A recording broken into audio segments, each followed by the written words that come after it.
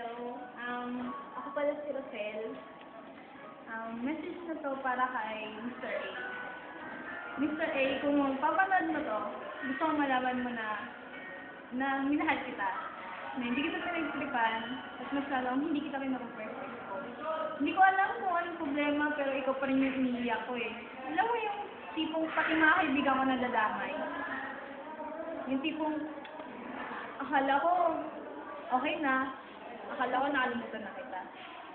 Alam mo yung pakiramdam na ako nasasaktan pero ikaw okay na. Ang sakit pala malaman na may iba na. Sana alam mo na ikaw pa rin. Na ang hirap-hirap mo pa rin kalimutan. Hindi ka naman magagawa eh.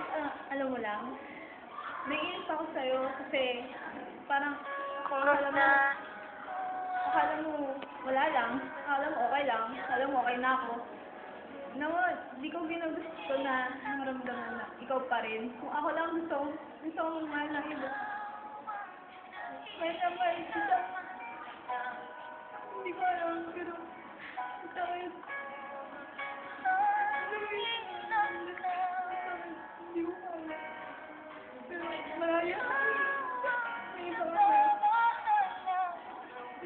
Alam mo ba yung ayoko talaga. Ayoko para sa'yo. Kasi hindi ka naman kawalan. Lalaki ka lang. Alam mo yung mga naman ng source ko. Kaya sakit. Nakakainis ka na. Alam mo yun? Talagang naramdaman mo na nasasaktan mo sa mga ginagawa. Sorry, hinihingi ako. Pinapakita ko sa'yo. Kasi hindi mo alam kung gano'n masakit ka. Ang tagal-tagal na hindi tayo. Sana dumating sa point na maramdaman mo rin na nila kita. Sana hindi mo lang ako sinuslipan. Hindi mo alam kung gano'n kasakit. Pero sana ma-realize mo na gano'n, na ikaw pa rin. Pero as gusto ko makalimutan ka, sana tulungan mo rin ako na kahit maging magkaibigan tayo. Mahal na mahal kita, alam mo yan. Sobrang mahal kita. Pero thank you. I'm sorry sa lahat. Sana huwag mo makakalimutan kasi ang gaman yun. Maraming salamat.